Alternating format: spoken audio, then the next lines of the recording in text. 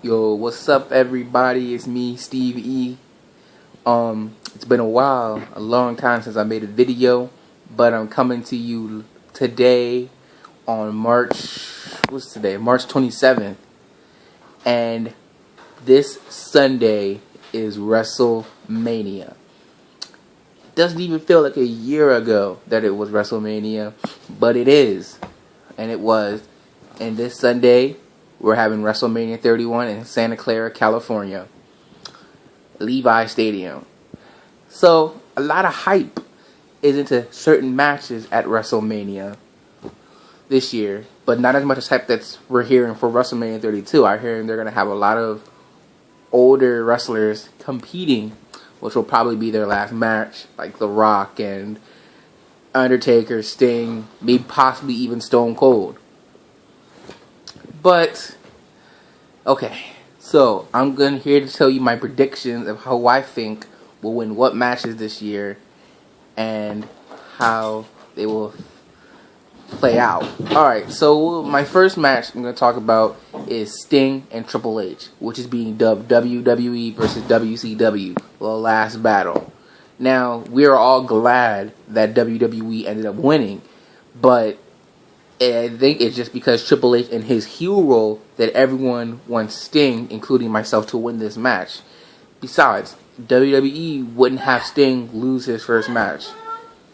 So, my prediction, Sting will win this year at WrestleMania. And yeah, so I see Sting winning this match. He will not lose.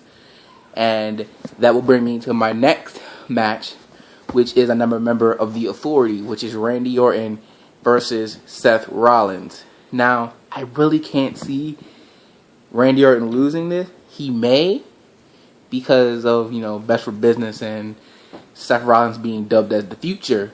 But I really think Randy Orton's going to win this match. And if Seth Rollins cashes in his Money in the Bank contract, then their feud will be over. So, what will be next for Randy Orton? I don't know. But I think for close call, I think Randy Orton's going to win this. It'll be a good match because the last match that they had was good before they took out Randy Orton. But Randy Orton's going to win this one, even with J&J Security at ringside. Alright, so next, the Andre the Giant Memorial Battle Royal. Either Miz or Mizdow is going to win. And because I say that, because of their feud that's going on, and we know that they're getting ready to break up, and what a way to start this feud now, officially started, I should say, than having Mizdow either thrown out the ring by the Miz and winning, or Mizdow throwing the Miz out, thus him saying, "I'm breaking away from you. I won the one thing that you could not win, which is the Andre the Giant Memorial Battle Royal." Thus, they'll begin a feud. And Miz already said if he didn't win, Mizdow was fired. So if Mizdow wins, that's pretty much him saying, "Hey, I did what you couldn't do, and I quit." That's starting the feud between them. Thus, we already know Mizdow will probably win, because every time someone breaks away from the Miz always loses. Okay, so then we have the IC title ladder match. Now, this match is one of the matches that I'm looking forward to this year at WrestleMania. Who's going to win? I would really like it if Dean Ambrose won. And I say Dean Ambrose because out of all of them, Dean Ambrose deserves the most to win. And because, his U.S. title run was a fluke, phony, whatever. And he really needs this win. And he needs the title. But this is WWE we're talking about. And since they didn't have Daniel Bryan become the WWE World Heavyweight Champion, they're going to have him become they're going to have him become the Intercontinental Champion. That's WWE for you. That's how they're going to do it. The fans won't be disappointed. I kind of won't be disappointed because, the IC title is the only title that Bryan has not won. Neither Cena. He hasn't held the IC title either. So if he's in the mid card, then we could eventually see a John Cena versus Daniel Bryan feud again for the IC title, or maybe for both the IC title and the US title. Who knows?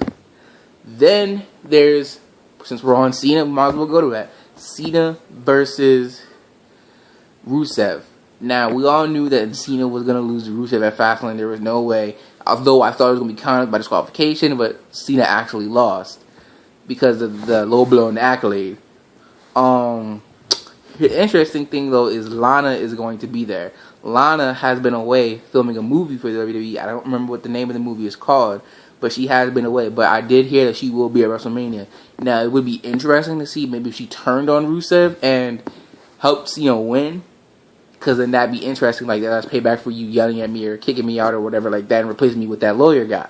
But you know, if she'll be there, I mean, when the lawyer guy was out there, they were screaming, "We want Lana, we want Lana." So you know, if Lana is there, it would be interesting if she turned on Rusev to help Cena win. But I don't know what's gonna happen. But we do know Cena will win, because there's no way Cena's gonna lose to Rusev.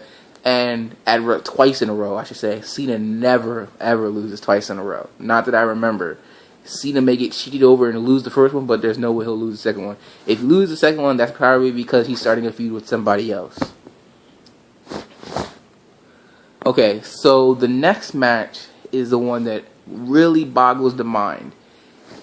Not Triple H. Undertaker and Bray Wyatt. As you all know, I'm a big Undertaker fan. Love him. Wish the streak was still intact, but it's not.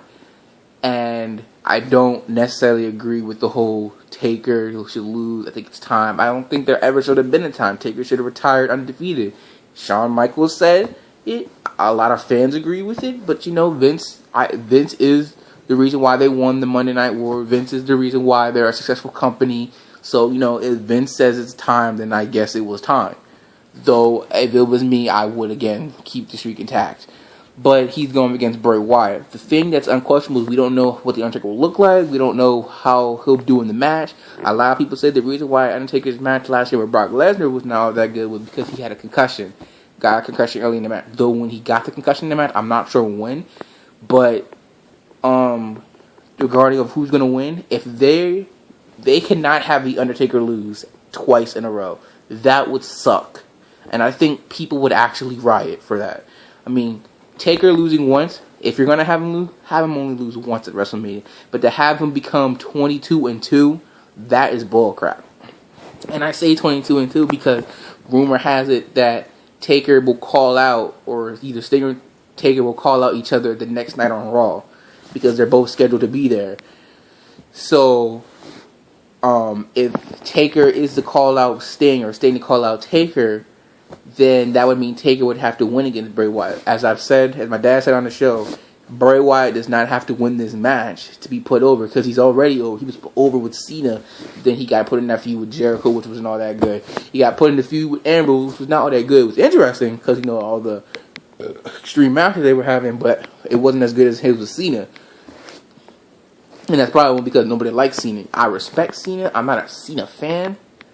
Sometimes. There'll be sometimes I will be rooting for Cena. Other times I will not be. But I'm rooting for him to win and beat Rusev Sunday. So, but back to this whole Undertaker Sting thing. That will be most likely Taker's last match at WrestleMania next year.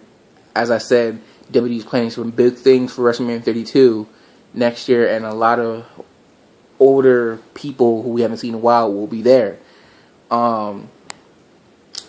Which brings me to my next point of Brock Lesnar and Roman Reigns. As you all know, Brock Lesnar has re-signed with the WWE for 3 more years. He says he's done with UFC. So I'm wondering, you know, after 3 years up, is he done with WWE, or is he going to resign, or who knows? But we don't need to look for that, because we got Brock for 3 more years. So who wins, Brock Lesnar or Roman Reigns?